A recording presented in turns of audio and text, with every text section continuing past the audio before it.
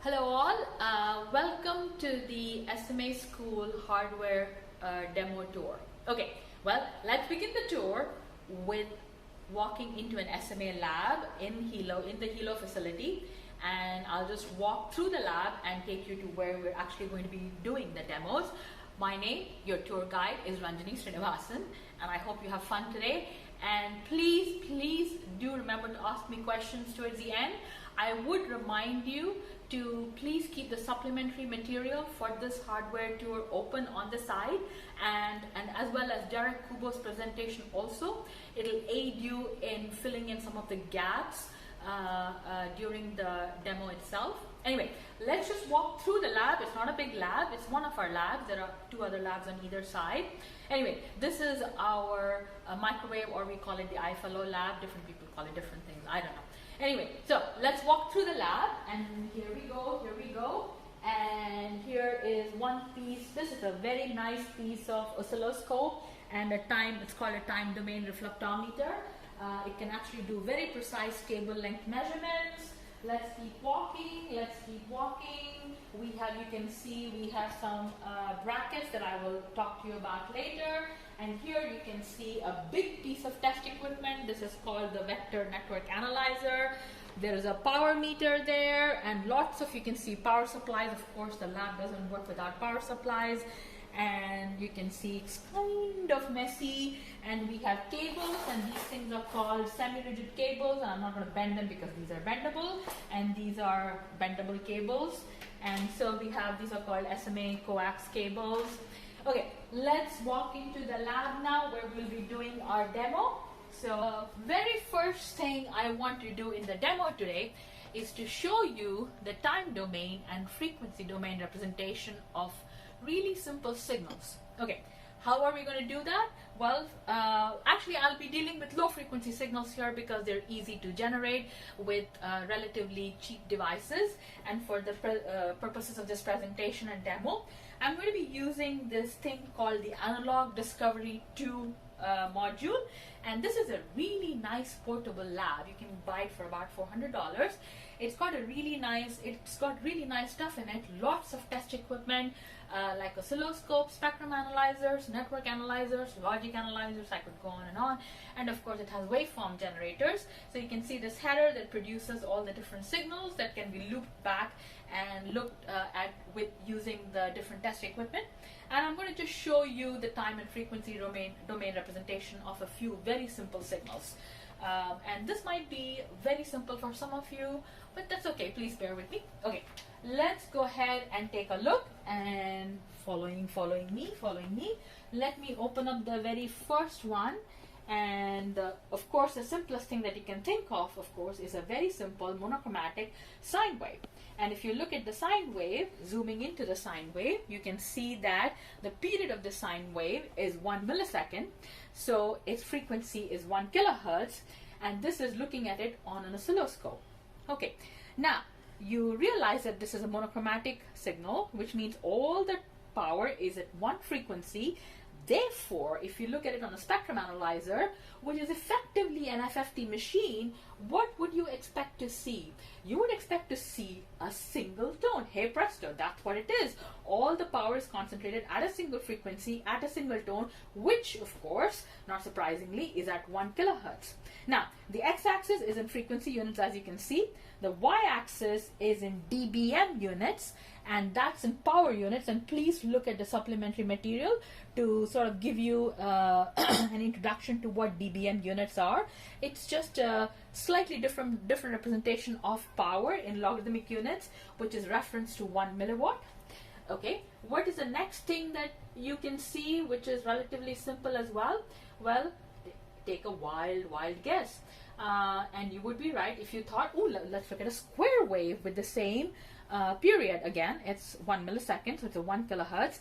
Now, if you remember your Fourier analysis, you will remember that a square wave can be Fourier decomposed into an infinite series of sine waves. And what does that infinite series of sine waves have? It is made up of, if I look at the spectrum, you go, aha, those are the odd harmonics. Yes, they are. It's sine x over x plus sine 3x over 3 plus sine 5x over 5 and so on and so on. And you can see that series depicted here. And that is a square wave. So let me close that one. And what was the very last thing that we can look at? Something which you'll be very familiar with in radio astronomy, which is broadband noise. And this is a representation of white noise, and this is in the time domain, of course. What does it look like in the frequency domain? Well, I said it was white noise, so it doesn't have any frequency dependence. But look at another thing. It's also band limited at 1 megahertz, meaning it cuts off at 1 megahertz. And again, as you notice here, the y-axis is in dBm units, and of course it goes all the way from DC to 1 megahertz. So this is the kind of signal, of course, you see predominantly in continuum sources in radio astronomy, and I wanted you to take a look at this. This concludes the first part of our demonstration, which just shows you very simple low frequency time frequency domain signals. Thank you.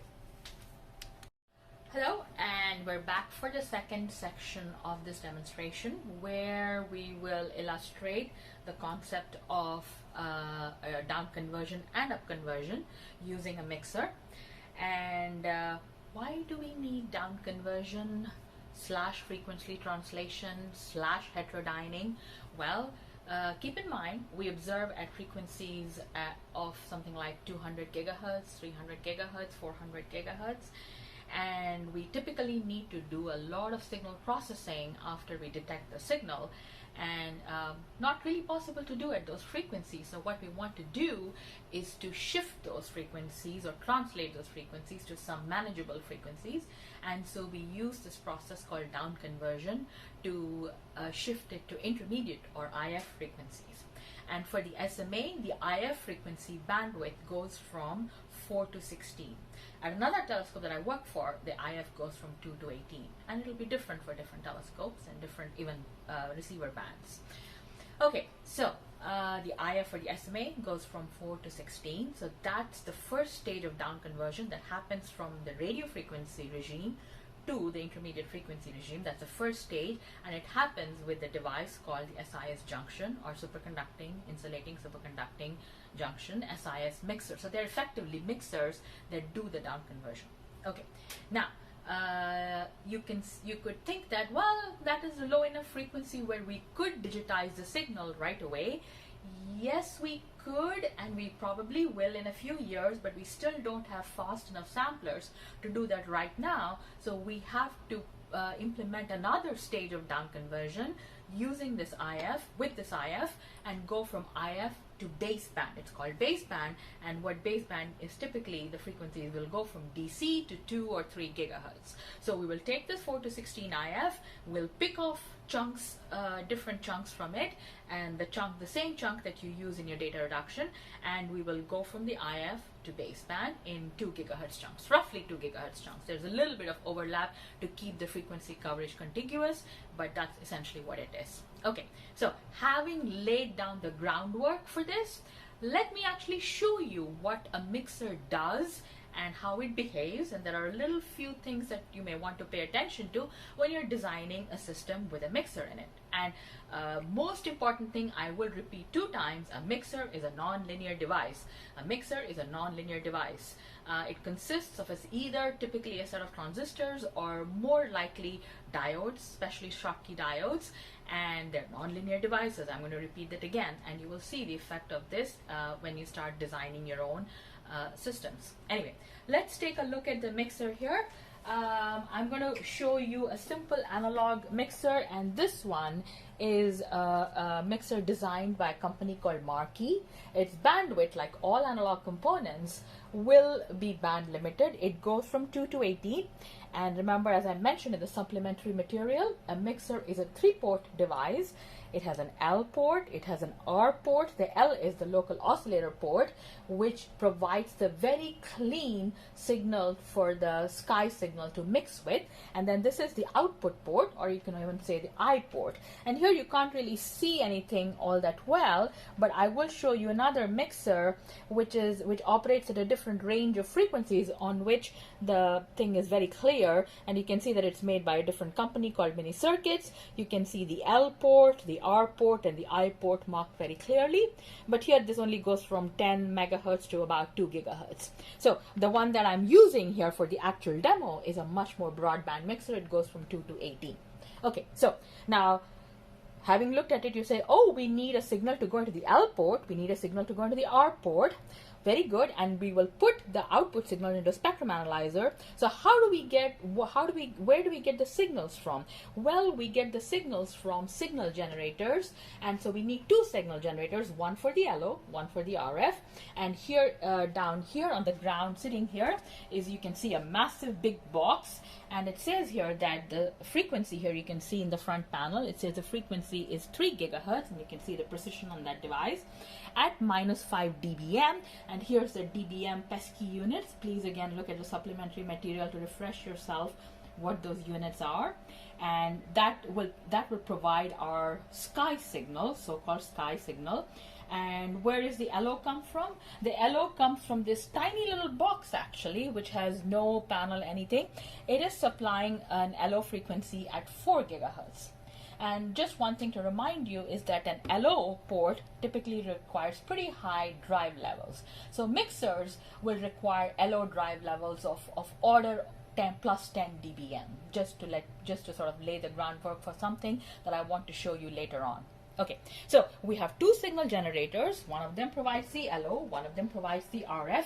Now look, now we have the IF coming out. So the mixer is a passive device, you can see, because it's not being powered on by anything. It's a passive device. So it's the output from that is going into the spectrum analyzer. And now let's start looking at all the tones that you see, and you're going, wait, didn't you just tell me that there were only two tones, F1 minus F2 and F1 plus F2? You're absolutely right. You see the first tone that's being shown here is at 995, and you go, well, that's not 1 gigahertz. That should be exactly 1 gigahertz. Yes, it should be. We'll come to that in a minute. And then before I discuss some of the, I'm going to go to the next peak, which I'm not going to discuss right now. We'll talk about this in a minute. And this is the sum. That's at 7. That should be at 7 gigahertz. You can see it's at 6.999. Again, I'll come to that in a minute. And what are the other two tones? And you can see if I go to next peak, I'll forget the next, sorry. Am I pressing on the next peak? Let's go to peak, next peak, yeah. So that's the actual LO tone. That's the LO signal. And if I go next peak, that's actually the RF signal. And you're going, hey, wait a minute, why is the LO and RF sitting in the output? And here's what something you need to know about real world operations of devices. You would think that between the L and the I port, between these two devices, there would be no communication. However, this being the real world, the isolation or the bleed through, or some people call it the feed through, is not, or the back propagation is not zero. In other words, the isolation is not infinite. You can only provide a finite degree of isolation in real world devices, and typically the isolation between the L and the I, or the R and the I port, happens to be about 25 dB.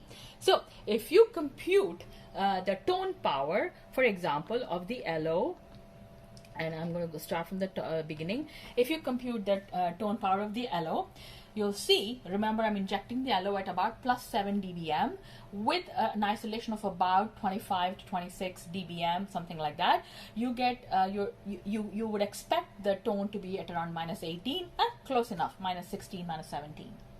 And similarly for the RF, which is going in at minus 5, you can see that the tone power is at around minus 30 dBm, again an isolation of about 25 dB.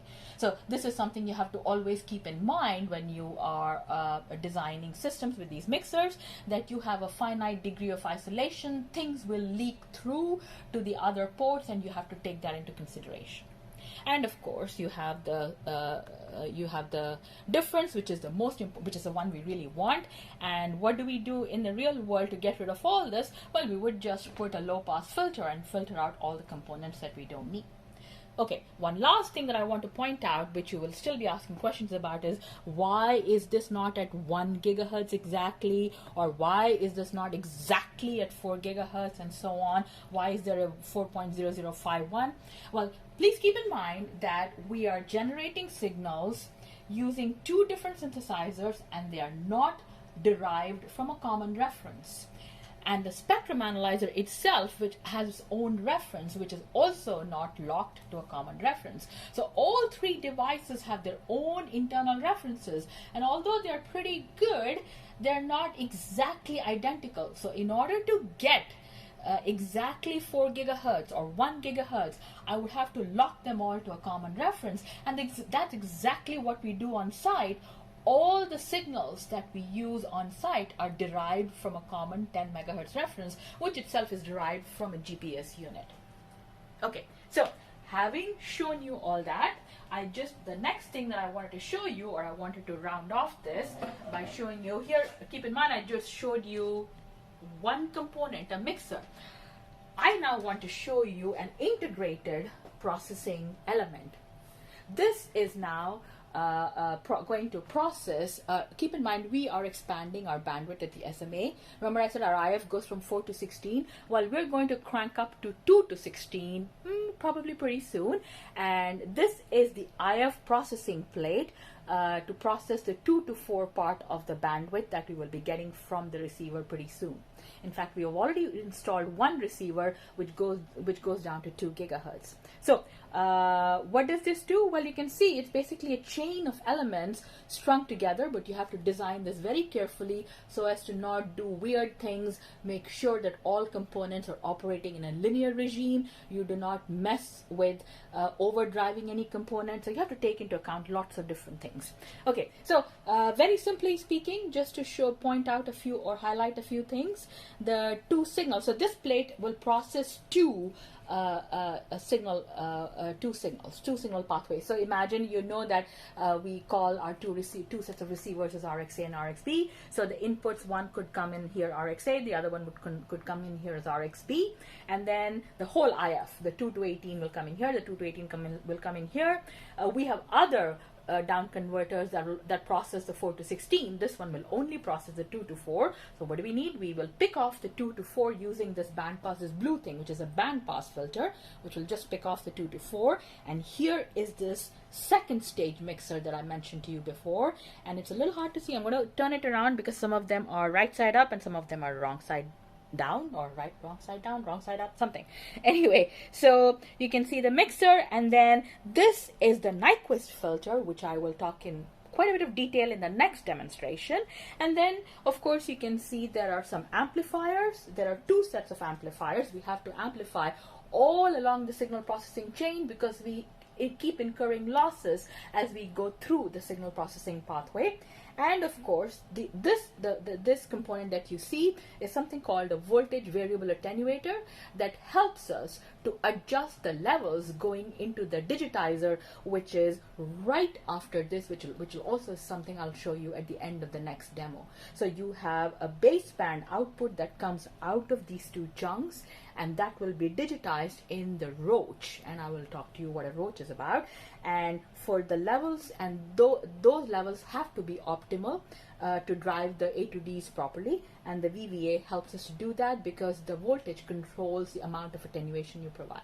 So this is a very simple signal processing pathway, and this will do one antenna, both receivers. So we will have 8 such brackets for 8 antennas, 2 receivers. Now this will all be sitting inside a box once it's all done. So if you actually went up to site someday and go, well, I want to see that signal processing chain, everybody will go, what? No, we can't open that box for you. It's all nicely boxed up and sitting in a rack somewhere, and I wanted to show you before it goes into a box. A very similar component for another telescope that I also work on. This also does IF to baseband conversion, but in addition, it does sideband separation as well. On the SMA, we do sideband separation a little bit differently. If you're interested, you can ask me about it later. But anyway, I just wanted to show you, this is another example of an IF processing plate or bracket or whatever you want to call it. So just wanted to show you this, and as I said, your please feel free to ask me questions later on about any of the components or about any of the pathways or any of the processes that you've seen so far. Thank you. Now down to the very last section of our demo tour, and the last two demos were focused on analog signal processing. Well, this one obviously, as you can see, will move on to digital signal processing, a very key concept in digital signal processing. As I mentioned in the last demo, that the baseband signal that came out of the plate that I showed you would go into a digitizer. Yes, it will, and I will show you the digitizer in a minute. But before we do that, I want to show you a demo about frequency sampling.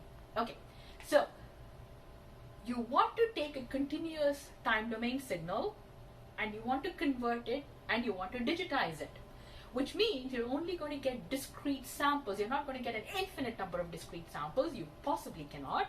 You only will get a finite number of samples.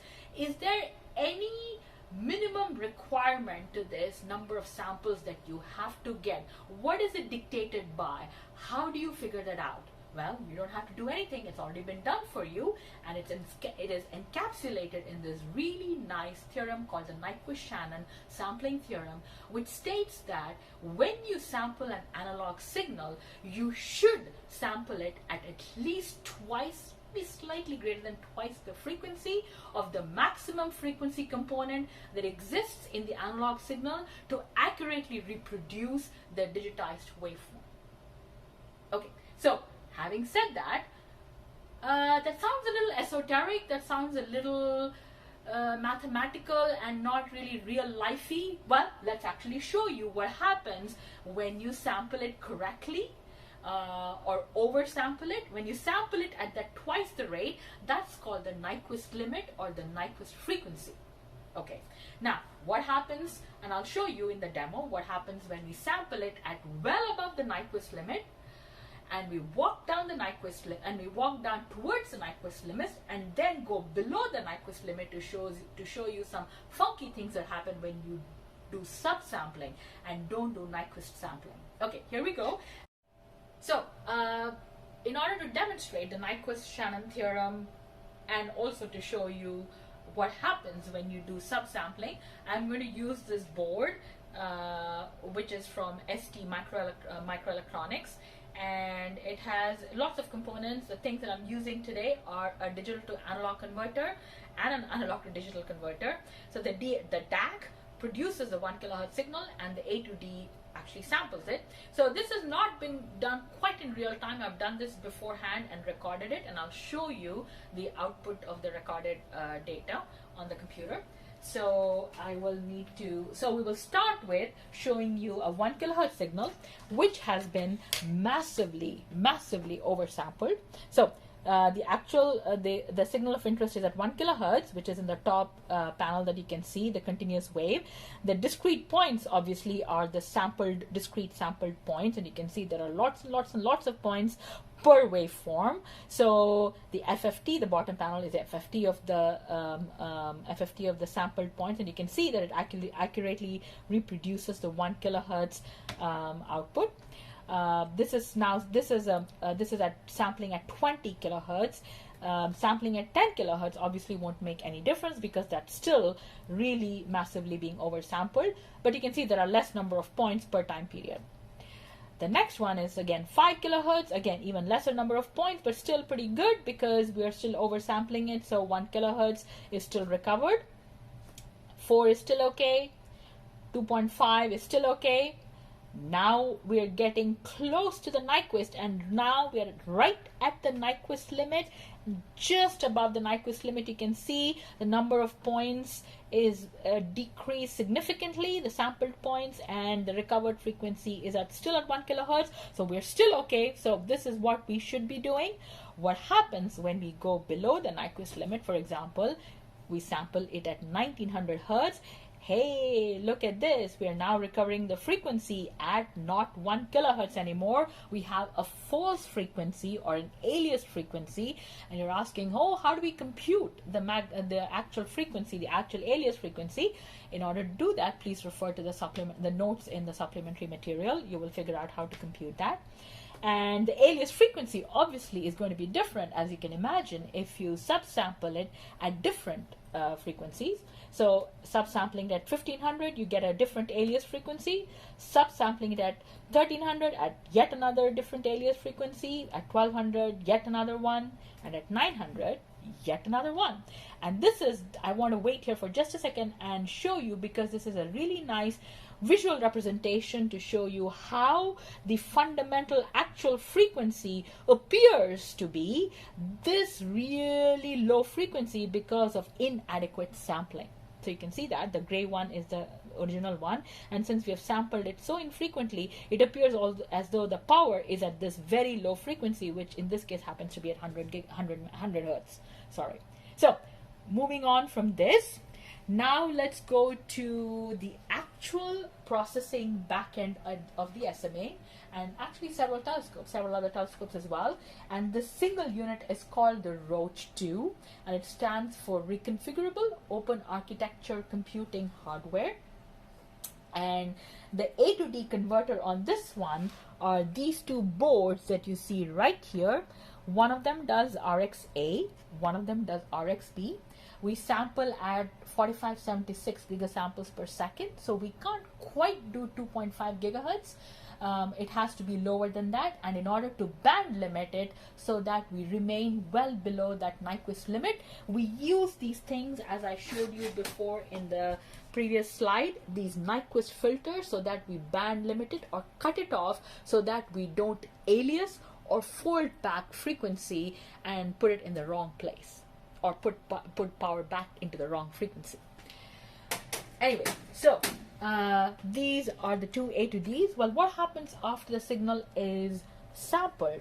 Well, it has to be processed. You have to do the FFT on it. You have to do you have to do correlation, and that is done by the heart, or the central engine, which sits below this heatsink here, by this thing called the FPGA, or the Field Programmable Gate Array. It's a chip which is manufactured by a company called Xilinx, which is actually now, this chip is actually now obsolete. There are much more powerful FPGAs now, but it does all that. It does the FFT. Remember, this is an FX correlator, so it does the FFT and then does the cross correlation, and of course then the visibilities which are generated are then transported out of the roaches into the computer using a high-speed 10G connection.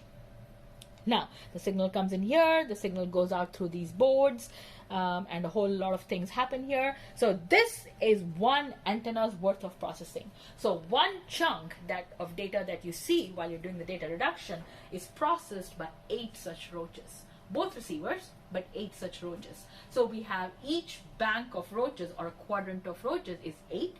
So we have right now, since we have 6 quadrants, we have 48 roaches. We plan on adding 2 more quadrants with the bandwidth expansion that we have in mind. Okay, so that concludes our lab demo, and I hope you had a good time. I hope you learned some interesting concepts and get to think about some of these things. And as always, please feel free to ask questions from any of us during the break. Thank you again.